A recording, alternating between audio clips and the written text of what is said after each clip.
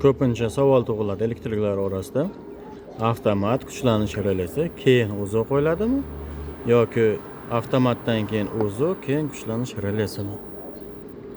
Nima farqi bor jo'n almashgan yoki undan keyin dif qo'yish yoki avval dif avtomat qo'yib, keyin kuchlanish relasini qo'yish? Buni ham albatta farqi bor. Sababi mana bizda avtomatimizni ko'ryapmiz, 400 voltgacha kuchlanishga mo'ljallangan. 50-60 Hz. Kuchlanish relasi bizni yuqori kuchlanishdan himoyalaydi. Endi uzuvni ko'ramiz elektromexanический.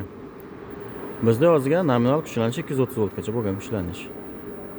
Ya'ni 380 volt kuchlanish buni izolyatsiyasi buzilishi yoki uni kuyishiga sababchi bo'lishi mumkin. Demak, biz buni o'zini yuqori kuchlanishdan himoyalashimiz kerak.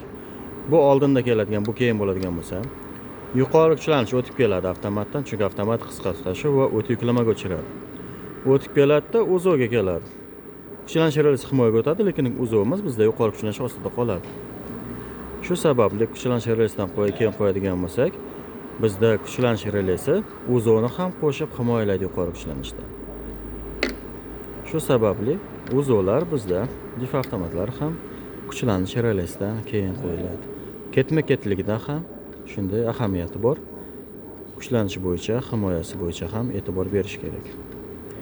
Bu elektromexanический. Bunga deyarli daxl bo'lmasligi mumkin. Lekin odatda dif avtomatlar bor, uzuvlar bor, elektronniy. Ana ularda platasiga usilitildan olingan bo'ladi kuchlanish.